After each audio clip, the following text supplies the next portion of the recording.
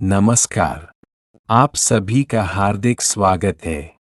मैं हूं अरविंद कुमार सिंह और आप सुन रहे हैं ऑडियो बुक षटकर्म शरीर, मन और आत्मा की शुद्धि का विज्ञान। योग केवल शरीर को मोड़ने या कुछ आसन करने का नाम नहीं है। योग एक संपूर्ण जीवन शैली है जो हमें शारीरिक स्वास्थ्य, मानसिक शांति, भावनात्मक संतुलन और आध्यात्मिक विकास की ओर ले जाती है। आज के समय में हम प्रदूषित वातावरण, तनाव, अनियमित भोजन, देर रात तक जागना, मोबाइल और कंप्यूटर का अत्यधिक उपयोग, शारीरिक निष्क्रियता और मानसिक दबाव जैसी अनेक चुनौतियों का सामना कर रहे हैं। इन कारणों से शरीर में अनेक प्रकार की अशुद्धियां और असंतुलन उत्पन्न हो सकते हैं।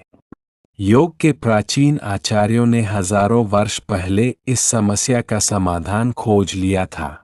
उन्होंने कहा कि यदि शरीर और मन को शुद्ध किए बिना केवल आसन, प्राणायाम या ध्यान किया जाए तो उसका पूरा लाभ प्राप्त करना कठिन हो सकता है। इसलिए उन्होंने सबसे पहले षटकर्म अर्थात 6 शुद्धि क्रियाओं का अभ्यास बताया। हठयोग की परंपरा में वर्णित ये 6 क्रियाएं हैं: नेति, धौति, बस्ती, नौली, कपालभाति और त्राटक। इनका उद्देश्य शरीर की स्वच्छता, श्वास मार्ग की देखभाल, पाचन तंत्र के संतुलन, मानसिक एकाग्रता और योगाभ्यास की तैयारी में सहायता करना है। यह ध्यान रखना आवश्यक है कि इन सभी क्रियाओं का अभ्यास हर व्यक्ति के लिए समान रूप से उपयुक्त नहीं होता। विशेषकर उन्नत क्रियाएं केवल प्रशिक्षित योग शिक्षक के मार्गदर्शन में ही करनी चाहिए। इस ऑडियो बुक में हम प्रत्येक षटकर्म को सरल भाषा, जीवन से जुड़े उदाहरण, योग ग्रंथों के संदर्भ और आधुनिक वैज्ञानिक दृष्टिकोण के साथ समझेंगे। हमारा उद्देश्य केवल जानकारी देना नहीं, बल्कि विषय को इस प्रकार समझाना है कि आप सुनते सुनते उसके सिद्धांत, महत्व और सीमाओं को अच्छी तरह समझ सके। तो आइए अब हम अपनी इस ज्ञान यात्रा का पहला कदम बढ़ाते हैं। अध्याय 1। नेति, स्वस्थ श्वास का प्रवेश द्वार। कल्पना कीजिए कि आपके घर में लगा पानी का फिल्टर कई महीनों से साफ नहीं किया गया है। धीरे धीरे पानी का प्रवाह कम हो जाता है और उसकी गुणवत्ता भी प्रभावित होने लगती है। ठीक इसी प्रकार हमारी नाक भी शरीर का एक प्राकृतिक फिल्टर है। हम प्रतिदिन लगभग 20,000 से 25,000 बार श्वास लेते हैं। हर श्वास के साथ जूल, परागकण, धुआं और अन्य सूक्ष्म कण भी नाक तक पहुंचते हैं। नाक के भीतर मौजूद छोटे छोटे बाल और श्लेष्मा, म्यूकस, इन कणों को रोकने में मदद करते हैं। यदि नाक का मार्ग बार बार बंद रहे या उसमें अत्यधिक श्लेष्मा जमा हो जाए तो सांस लेने में कठिनाई, खर्राटे, एलर्जी या असुविधा जैसी समस्याएं हो सकती है। यही कारण है कि योग में नेति को षटकर्मों का पहला चरण माना गया है। नेति क्या है? नेति नासिका मार्ग की शुद्धि की यौगिक क्रिया है। इसका उद्देश्य नाक के मार्ग को स्वच्छ रखने और श्वास को अधिक सहज बनाने में सहायता करना है। योग दर्शन में श्वास को केवल ऑक्सीजन लेने की प्रक्रिया नहीं माना गया, बल्कि प्राण के प्रवाह का माध्यम भी माना गया है। जब श्वास सहज होती है तो प्राणायाम और ध्यान का अभ्यास भी अधिक सुगमता से किया जा सकता है। एक प्रेरक उदाहरण, मान लीजिए एक छात्र है जिसका नाम अमित है। उसे अक्सर सुबह उठते ही छींकें आती है, नाक बंद रहती है और पढ़ाई में ध्यान लगाने में कठिनाई होती है। वह एक योग शिक्षक से मिलता है।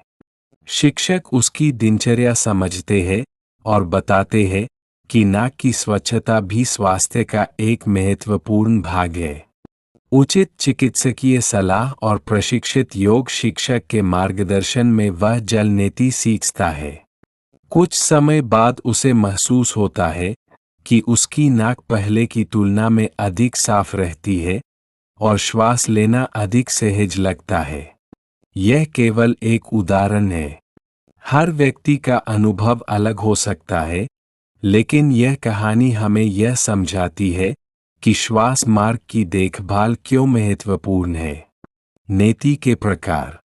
नेति मुख्यतः दो प्रकार की मानी जाती है। पहला, जल नेति।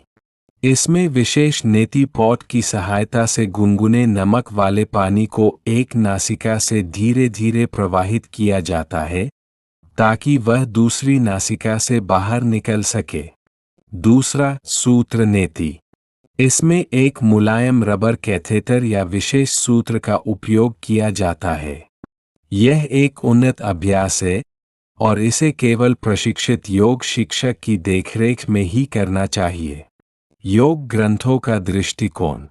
हठयोग की पारंपरिक ग्रंथों जैसे हठयोग प्रदीपिका और घेरन संहिता में नेति का उल्लेख शुद्धि क्रियाओं के रूप में मिलता है। इन ग्रंथों के अनुसार नेति नासिका मार्ग की शुद्धि और आगे होने वाले योगाभ्यास की तैयारी में सहायक मानी गई है।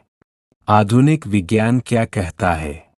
आधुनिक चिकित्सा में भी saline nasal irrigation, सेलाइन nasal irrigation का उपयोग कुछ स्थितियों जैसे कुछ प्रकार की एलर्जी या साइनस संबंधी समस्याओं में डॉक्टरों द्वारा सुझाया जा सकता है, लेकिन इसे स्वच्छ पानी, सही विधि और उचित सलाह के साथ ही करना चाहिए। महत्वपूर्ण सावधानियां। पहली बार अभ्यास हमेशा प्रशिक्षित योग शिक्षक की देखरेख में करें। केवल स्वच्छ और सुरक्षित, उबाला गया और ठंडा किया हुआ या उपयुक्त पानी का उपयोग करें। नमक की मात्रा सही रखें। अभ्यास के बाद नाक को अच्छी तरह सुखाएं। यदि नाक से रक्तस्राव, तीव्र संक्रमण या हाल की सर्जरी हुई हो तो पहले डॉक्टर से सलाह लें। अध्याय का सार। आज हमने समझा कि नेति केवल नाक धोने की क्रिया नहीं है, बल्कि श्वास मार्ग की देखभाल और योगाभ्यास की तैयारी का एक महत्वपूर्ण भाग है। सही जानकारी, उचित विधि और विशेषज्ञ के मार्गदर्शन के साथ इसका अभ्यास किया जाए तो यह योग की यात्रा का एक उपयोगी प्रारंभिक चरण बन सकता है। अगले अध्याय में हम धोती को विस्तार से समझेंगे।